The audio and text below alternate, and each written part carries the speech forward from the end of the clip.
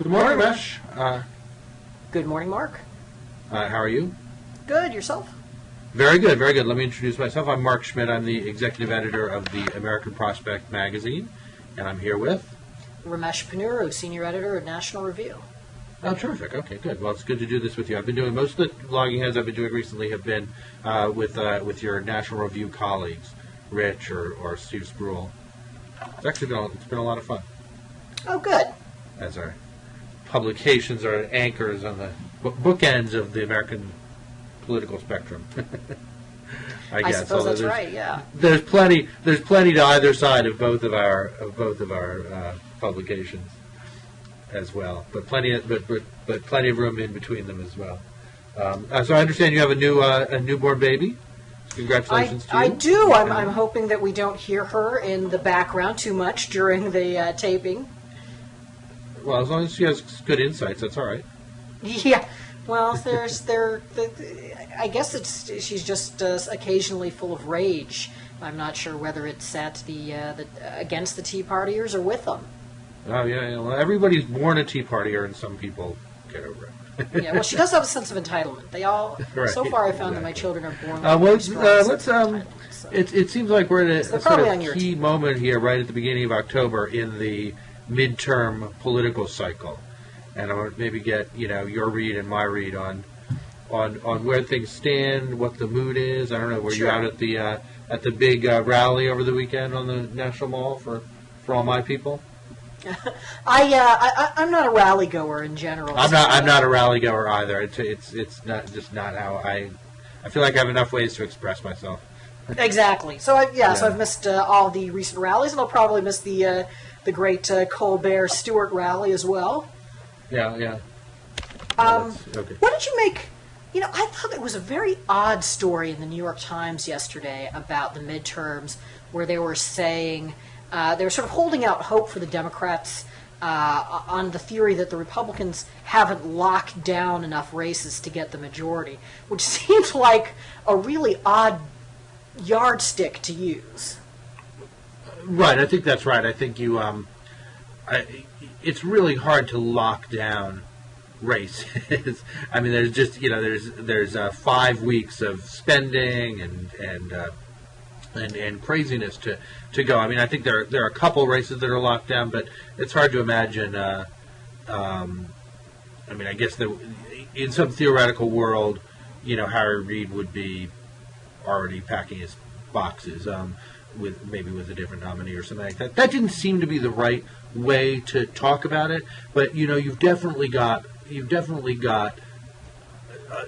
still got an enormous number of races in play, and I do feel like there's a little bit of a momentum shift back in favor of the Democrats, which is both I think a little bit of a sagging of the national wave that was pushing things. I mean, Obama's ratings are now, outside of Rasmussen, polls are about 50-50, about 47-47. I mean, they're pretty close to even, so you don't have that much driving in the Republicans' direction. And then as the different races, play out on the level of local issues and kind of candidate quality, you're definitely seeing, I think, a few things that I would think of as being sort of in the Democrats' favor. So I didn't find the way the Times presented that analysis to be super convincing, but I think the underlying point is, I mean, I don't need to be in the prediction business because nobody's, demanding the prediction, but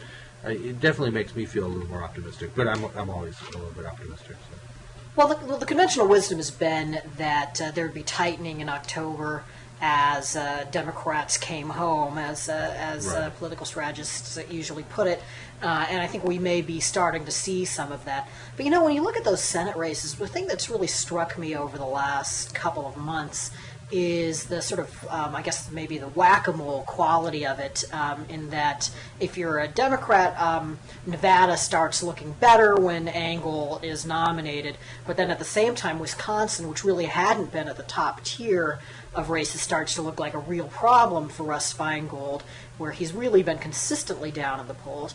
Then Delaware goes, after O'Donnell's nomination, becomes a much, pretty much, I think, a safe Democratic seat.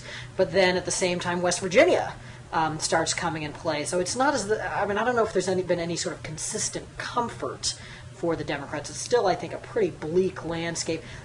The odds are against a Republican takeover. I mean, they always have been. Right. But at the very least, it's going to be a very tight margin for Harry Reid or for whoever else it is, because I don't think that Reid has walked away with that one yet. Right. I mean, in the end, there'll be seats that switch and seats that don't, and they won't be the same as whatever people thought were the big targets, obviously, at the beginning of the year. I mean, there's always a surprise. There's always something that comes out of nowhere. And there's always people who you expect there's going to be a big race, and they just wind up walking away with it. I mean, that's what makes it interesting. If you didn't have some of that, it would be, it would just be a fairly dreary march. I mean, it's interesting to think about. I mean, Feingold. It's funny. I have a good friend who's one of those people who's basically a pretty libertarian conservative, but who kind of fed up with Bush, became an Obama supporter, and is now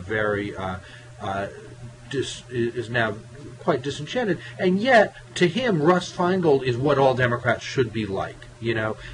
Really concerned about the deficit, concerned about civil liberties. Really, in a way, a model. Sort of somebody he sees, and I think other people see as a different kind of Democrat. It's interesting to think about the fact that, at a time when you think, that the concern should be about the deficit, that it's Feingold who's vulnerable and not some of these other individuals. It may just be that Feingold drew, a quite appealing opponent, and an opponent who, hasn't been beaten up yet by any kind of, I think there are definitely some issues that people in Wisconsin aren't aware of yet. But I do think Ron Johnson is just about an ideal candidate for this year, not right. necessarily for some other year. I mean, the thing that strikes me, I guess, about Feingold and also Patty Murray in Washington and Barbara Boxer in California is that they were all elected together in '92, right. A good Democratic year. Then their first re-election in '98 ended up being a pretty good Democratic year, although people hadn't thought it was going to be one going in. And right. they did have, two of them had really what seemed like tough races. And then you have '04. Well, all three of them are running in blue states, and a good turnout for the blue team year in blue states. Right. This is, I think, the first time these candidates are really facing an adverse national climate. Well, that's an interesting analysis. Yeah. So it'll be, I think, it's. You recently wrote a piece arguing over at the American Prospects website that the Democrats ought to make this this race turn on what you describe as the Republican social issue extremism. And California, I guess, would be a pretty good illustration of your thesis insofar as Boxer's really been pounding Carly Fiorina on the abortion issue, and she does seem to be doing okay on that in that race. I mean, she's actually been sort of pulling away in the last couple of weeks. Although I do think what I was saying about sort of the adverse climate is going to could become a bigger issue than people think. If Whitman ends up winning the governor's race, for example, I would expect even with the polls being where they are now, I'd expect Boxer to lose because she always runs below the top of the ticket, and I just think that sort of makes sense. I mean, if you're already voting for some other Republican, you're probably not voting for Barbara Boxer. She doesn't have that profile of picking up moderate Republicans. I've always been really interested in the fact that that in state after state, liberal electorates have been pretty happy to have Republican governors, right? I mean, Connecticut, where I grew up, hasn't had a Democratic governor. I mean, they'll probably have a Democratic governor now. It's 20 years since they had a Democratic governor. Deval Patrick is the first Democratic governor in Massachusetts in years and years.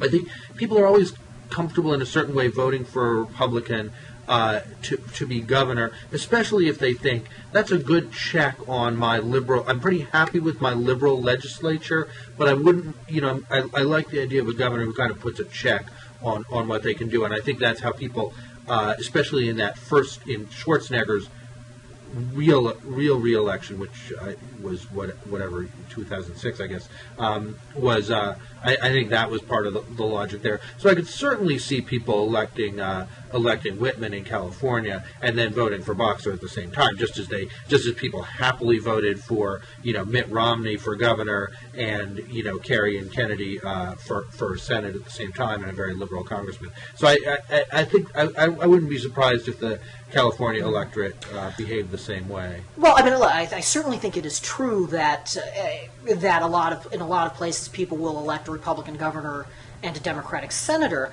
I just think you've got a particular situation here where you've got a Senate Democratic candidate who typically runs behind her top of the ticket. Right. Which certainly wasn't the case with Ted Kennedy in Massachusetts. But let's well, you're comparing her. When you say she runs behind the top of the ticket, she runs behind the presidential candidate. Well, she hasn't run in presidential year except 2004. I think the last time she was up at the same time as a governor candidate was '98, and of course. And that was the Gray Davis election. Creamed Dan Lundgren by about 20 points. Right, I think it ended up being like 58-38. And of course, her numbers against Matt Fong weren't anywhere close to that. Man, you are a data geek. This is great. You're deep in the weeds here. I feel like I'm talking to Nate Silver or something. This is good. Well, I'm glad that I get the modifier data in front of geek at least. So. I think that's I think you've only got one piece of data there. So right. Yeah. I mean, Boxer's pretty deeply entrenched in that state. But I do think that what I wrote in that piece, just to go back to it, was there were a bunch of sort of warnings of don't. People like Howard Kurtz saying you really shouldn't make fun of the views of extreme candidates because the voters will come back and decide you're a big snob or something like that. Stanley Fish wrote something similar. Those two in combination, and just annoy me so automatically that I have to disagree.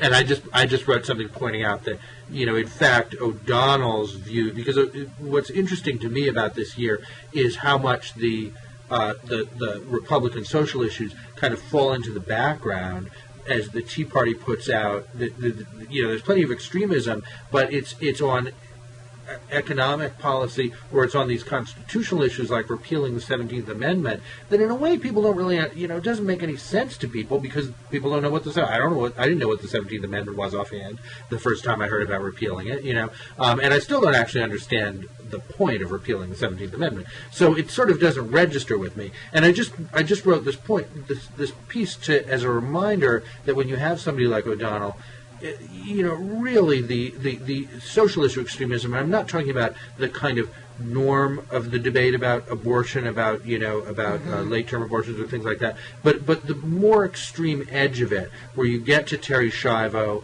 and where you get to the really the rejection of embryonic stem cell research, is really where the public reaction against Republicans came from during the Bush delay era, and you shouldn't be afraid to kind of pull that out as a reminder to voters that this is what you are getting. And of course, it's a little bit frustrating because yes, it's sort of the liberal push button. We shouldn't have to go to the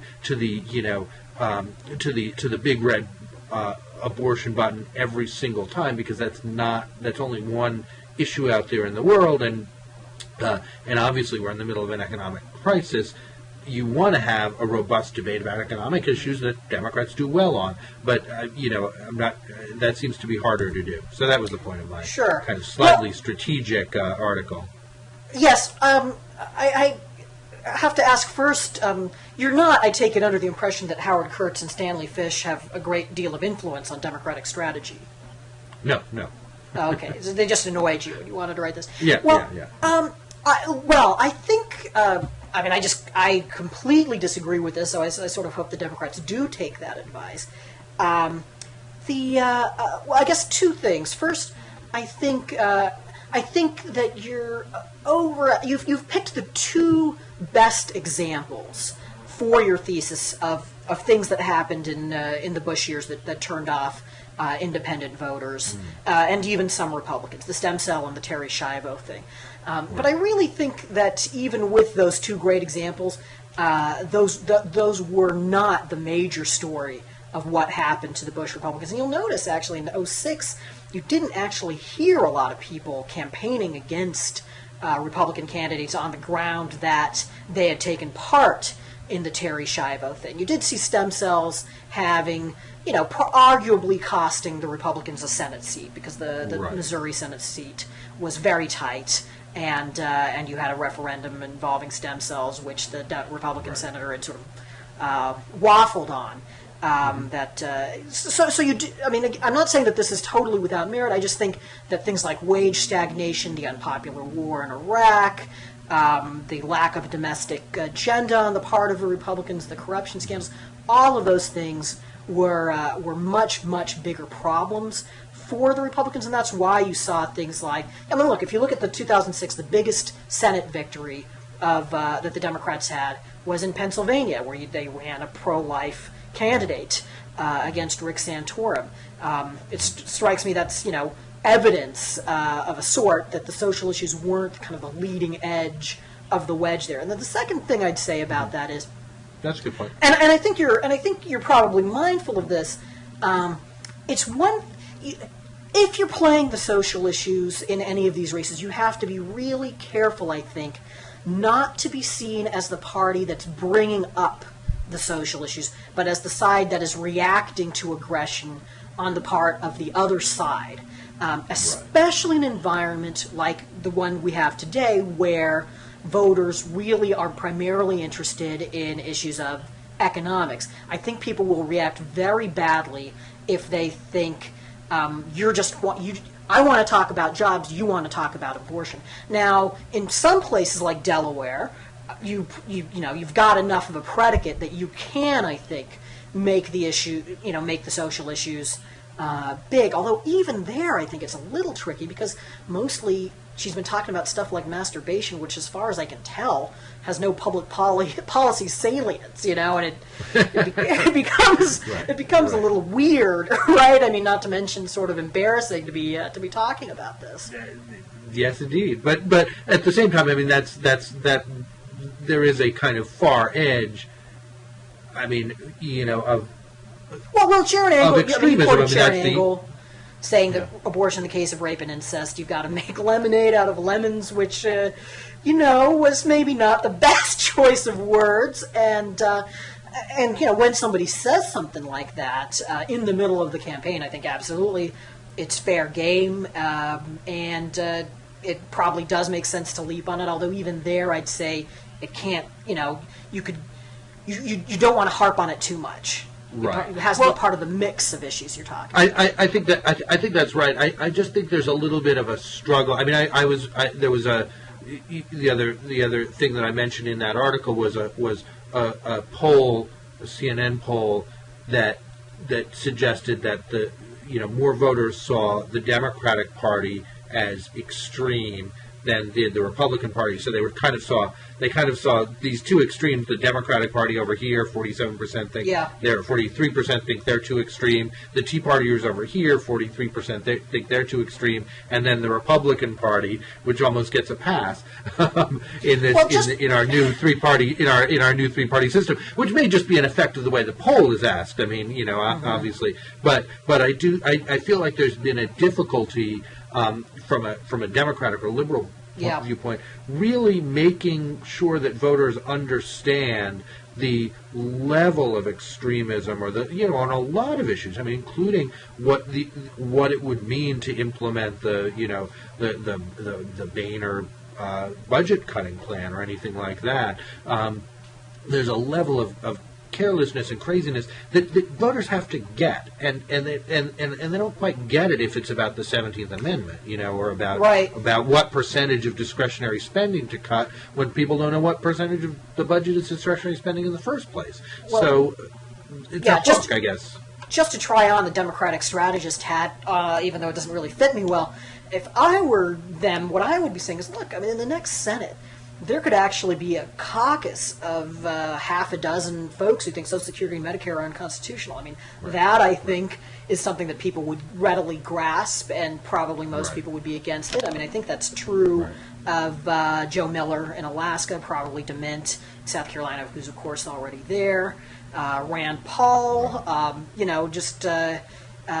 Mike Lee in Utah. So I think there's, if I were running against extremism on the Republican side, I'd be looking at the economic stuff more than on the social one. But hey, maybe it's a target-rich environment. But you have to tell that story. You have to. It's sort of an unfamiliar story. Yeah. If you say that, it's kind of like, well, I never really even heard of the concept of Medicare being unconstitutional or not. So what you're telling me doesn't really make a lot of sense.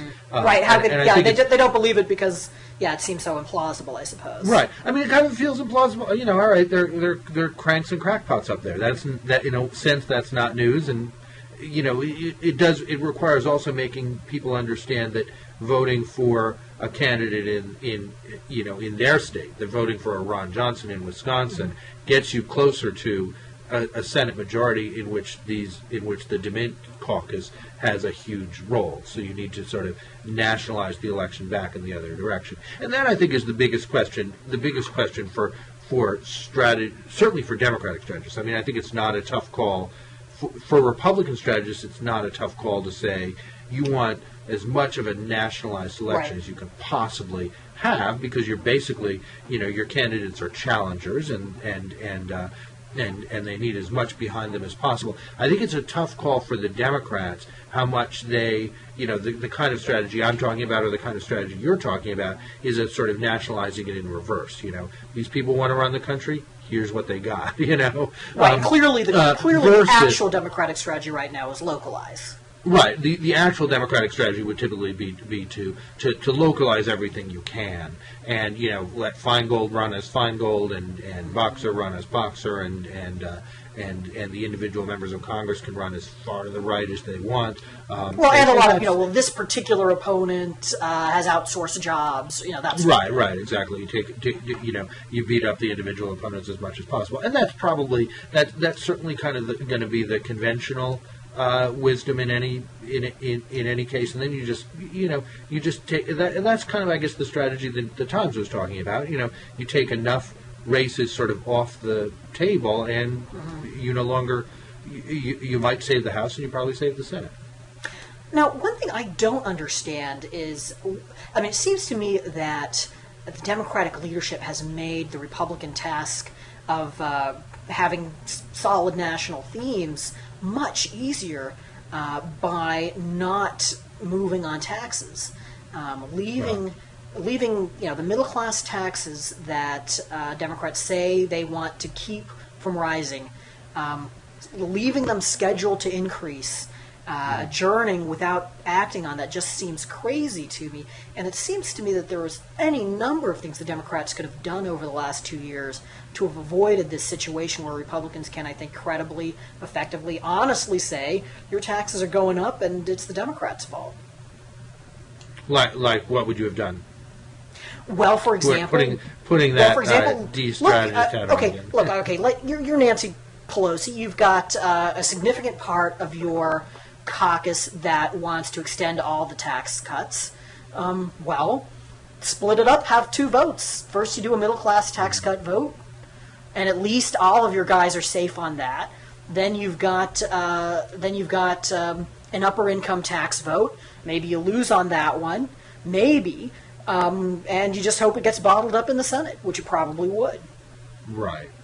Well, people hate, members of the House hate being put out there on something, as they already did on cap and trade. They hate getting put out there on something and then have the Senate just cut them off on the knees by avoiding the question. So that's probably, I didn't get deep into the back and forth about what Pelosi's strategy there was. Obviously, I think that's right. I think it would have been good to just get that done. I don't think it's.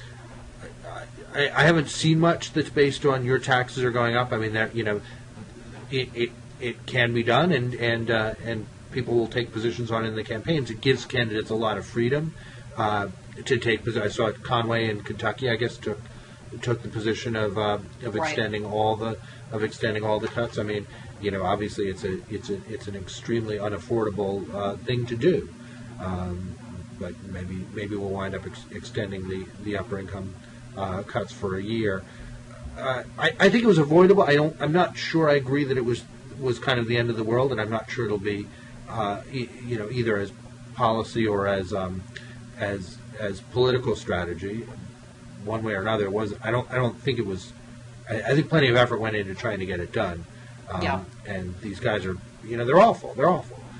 They'd all rather avoid. I mean, there's so many Democrats who they sit there and you can see all the polls about the popularity of the extending the middle class cuts and not extending the upper income tax cuts, and they'll still sit there and say, I'm probably better off not doing this. I worked on the Hill for a long time, and I always felt there were a lot of people there, their staffers certainly, and members that you just want to grab them and shake them and say, why are you here? Why are you here? Right. You can have a good job no matter what you do. Every once in a while, just take a chance, take a vote that might be unpopular. Right, but here, I mean, just to underscore what I regard as the folly of this move on the part of the Democrats, which, maybe it won't be as big a factor. I haven't seen the Republicans yet make as much of an issue out of it as I think they probably on political grounds should. But, the example you're using, like a case where House Democrats or House members of either caucus make a tough vote and then they get cut off because the Senate doesn't act. I mean, I think cap and trade's a perfect example of that, right? Where... Right. That really is a tough vote that imposes real costs on some constituents. A tax cut, extending a tax cut, that's just not the same. You're not inflicting any pain at all. And there's no reason, I think, just politically why you couldn't just let people decide what's in their political interest in their district and have them vote accordingly. And even if the Senate doesn't follow through, at least you could say, look, I think the tax cuts need to be extended too. I've done everything in my power. I voted on it. And they didn't even do that. It just strikes me as a really odd thing. Right. It's the vote on the tax cut and also the non-tax cut for the top. So if you're worried that somehow the non-tax cut for the top or is going to come and haunt you, whether it's with donors. I mean, at some point you have to wonder how much is this really about donors? And I'm a big campaign finance reform person. I think the bar is pretty high to really show that something is just about donors when it's a big issue. I mean, it's not the only thing that people calculate. But at the same time, I mean, especially this year, and you saw the charts in the Post today about how much outside spending there is. I mean, all these guys are doing is spending time with rich people. That's all they're doing. So they're talking to people whose taxes are going to go up all the time. And then they also think that there are a lot of people in their districts who maybe think their taxes are going to go up or something or other, or they've heard this thing about small businesses or whatever. So they feel it's a risky vote to vote for the upper income non-extension or whatever. I'm not going to call it a tax increase because it's what the taxes are supposed to. It's what the law said in the Bush years. So the current vote for the current law, I guess, is a choice they don't want to make if they're not going to. If they're going to be left out there naked, having cast this vote, having their donors pissed off, and having their constituents feeling like you voted for some kind of tax increase and.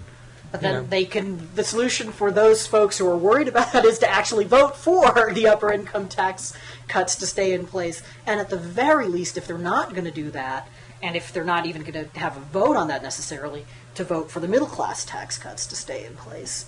I guess part of what my background thinking on this is, and I do think Republicans sometimes misunderstand the politics of this. I do think that the power of the tax issue historically for Republicans has not been we're going to promise you tax cuts and we're going to get votes out of that. It's we're going to prevent tax increases.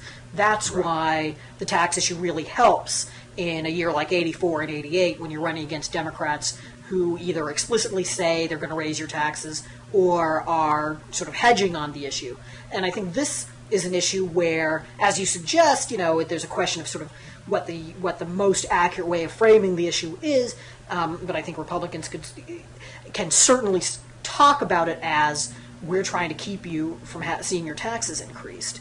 And now they can say it for both the middle class and higher earners at the same time. So, maybe not a disaster. I think this was going to be a pretty bad election for the Democrats to start with, but sure doesn't help at a time when it seems like the Democrats can't afford many unforced errors. Right. No, it definitely would have been much better and smarter and better policy to just vote, get the middle class extension through and not the upper class extension, and I think the right terminology is the George W. Bush tax increase of 2011. Let that go through for the upper income.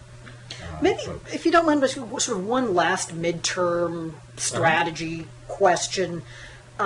If you were running the Democratic, it seems to me that there's sort of two themes emerging that are in conflict with each other. One is this crop of Republicans is more extreme than the Bush Republicans were.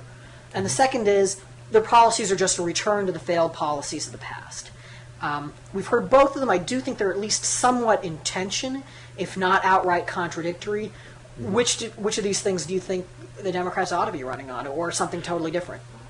Yeah, well, I think it's an interesting question. I mean, I think that I always used to say that I kind of hoped that Democrats would be able to use Bush. I mean, I remember there was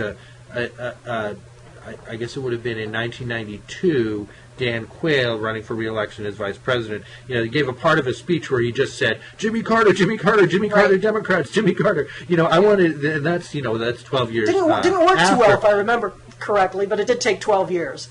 Yeah. So so essentially, Republicans were milking Jimmy Carter for 12 years. I always felt Democrats were at least entitled, in some cosmic sense, to milk the Bush legacy for at least a few years. And I think I think Bush became so irrelevant so quickly after his re-election, really, and certainly after 2006. He became so irrelevant and so forgotten as you began to see the 2008 race take shape. You saw all this other stuff happening in politics, that people's animosity about the Bush era policies and the war and that stagnant economy versus the economy we have now, people's feelings about that, I think, are a long gone memory, unfortunately. Mm-hmm. So I think it's a tough call, but I also think that the tension you're pointing out reflects a real tension in the Republican caucus, which maybe, actually, let's wrap up. Maybe you have some real thoughts about that. I mean, I feel like there's a real, you can visibly see this tension as, first the young guns come out with their kind of, the proposal and their agenda. This is Paul Ryan and Eric Cantor and Kevin McCarthy, is that his last name? Right, From yes. California. Mm-hmm.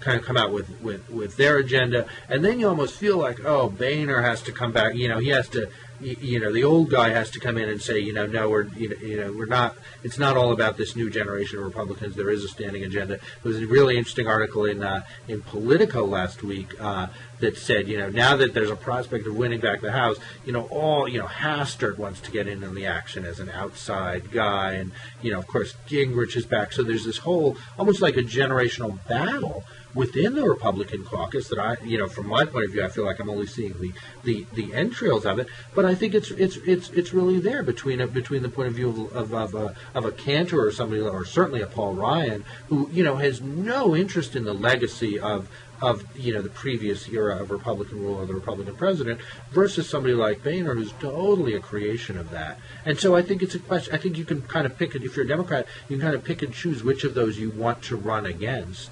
I'd probably run against the. I don't know. I mean, it again. You really sort of have to explain some of the extremism and what I think of as sort of the irresponsibility of some of the Republican proposals. But I feel like there's a mix of looking looking forward and looking back. Well, I mean, I do think one thing that's going to be interesting next year is you're going to have, I mean, assuming that this election goes anything like what most people think it's going to go like, you're going to have this huge freshman class in the House, like the freshman class that the Republicans had in '94. And the question is there sort of a so to speak, class consciousness on the part of these folks where they're sort of not used to the way things are done in Washington. They don't particularly want to become used to it, at least for a while. And is this something, is this a management problem for Boehner? How does he try to, how does he try to play them against the appropriators, for example? I mean, I can imagine that's where sort of the old bulls congregate. I can imagine there being some conflicts there. I think that first budget that the Republicans would have to draw up if they're in control of the House is going to be a pretty ugly fight. When you actually, try to translate, say, the pledge's promise of getting domestic discretionary spending back down to pre-stimulus, pre-bailout levels, which is what the pledge says, that's going to be a lot of programmatic cuts individually, and can they really sustain that? So I do think it was smart for Boehner to try to talk about reforming the budget process in a way that might make that a little bit easier, which he did last week at AEI. But obviously, there's only so much you can do in terms of changing the process to make certain kinds of substance more palatable. Right. Well, there also is only so much of substantive cuts that they're willing to make. Period. Not even close to it. And so it's all the reason it's going to be a tough budget process is it's premised on a lot of really fictional nonsense. And even in that fictional nonsense, as my friend Simon Rosenberg keeps saying, and putting out these press releases, no Republican has yet put out a plan that reduces the deficit by a single penny. Period. Over what period of time? I mean, because I think that, I suppose it depends on how you evaluate the roadmap that Paul Ryan has, because certainly over a long enough period, you've got deficit reduction, and the Republican Study Committee also has a plan which at least purports to get you to a surplus by the end of this decade. Although I'd be interested in seeing somebody sort of skeptical kind of try to run those numbers and see if they actually add up. Right. I mean, there are, very often what they do is they ascribe huge savings to line item veto or something like that doesn't. But to take a step back, I certainly think it is true that the sort of the kind of, let's say, the median Republican hasn't specified any cuts. It's all sort of, we're in sort of waste, fraud, abuse, fantasy land at the moment. One other interesting question is going to be sort of what kind of backdrop do the congressional Republicans provide to the presidential candidates? Because I think if there's going to be a serious conservative agenda that, a sort of a presidential level agenda, it's going to be from one of these presidential candidates. But these things are really hard to predict. It would have been really hard to predict at this point in, say, '94, what the Republican presidential race was going to be looking like 2 years later. And I guess that's true now, which is why I find all this talk about is Romney the front runner or Sarah Palin the front runner kind of comical. Right. Well, it's comical, but it's interesting to think back, because in '94 you had a kind of a strong sense that whatever you were doing, it ultimately had to be something Bob Dole could work with. Right. Because he was obviously going to be the candidate. I think after a certain point, I don't think there was really much of a period of doubt about that, and he had to adjust, and the agenda had to adjust, and ultimately nothing came of it anyway. But it's really interesting to do this with a kind of a sense of an open field. Well, I just say, look, inside Washington especially, 4 years ago, the conventional wisdom in, like, say, 05, 06, the top Republican candidates, among the top Republican candidates, at least top tier, Bill Frist, George Allen. And by the time the actual primaries come around, Rick Santorum was on that list too. Well, never on mine. But by the time the primaries roll around, not only is neither Frist nor Allen in the mix, neither of them is even in public life. And then Right. 07 Right. Giuliani's the front runner in the polls for most of that year, and he Right. just flames out spectacularly in the primaries. So if anything, I think this is more open than that was, and people who go on the basis of who's polling the best say, these folks are the front runners. Totally silly. Right. All right, let's Well- last question before we go though. Do you think there'll be a primary challenge to Obama? No, absolutely not. Absolutely not. I mean, I think that Well, that's there's. boring. I know it is boring, but I mean, primary challenges are rare. I mean, you have to. I mean, I just did a bunch of reviews of a review of a bunch of books about the '70s, and kind of being reminded of the Carter presidency. It is a real reminder that you really have to alienate the Democratic. You really have to screw up and alienate the Democratic base in ways that are that Barack Obama couldn't do on his, if he made Rahm Emanuel's evil twin his chief of staff, it would, Right. he couldn't do it. I mean, it's really a major thing, and I think there's a lot of attention. There's too much attention on the dissatisfied Democratic base. On the Well, represented by really a couple of blogs, frankly, and I mean, the administration seems to be taking it pretty seriously. I mean, if all their sort of stop whining, suck it up, and come vote for us, you losers. Yeah. I mean, I think it's worth. I think maybe the administration's overreacting to it, or maybe they're just they're making the point. I mean, I think it's strategically useful for the administration to present themselves as saying, you've got these yahoos on the far right, we've got these yahoos on the far left, and we actually are navigating the center of American politics. I think it's useful for them to do it because, in fact, I think that's what they are doing.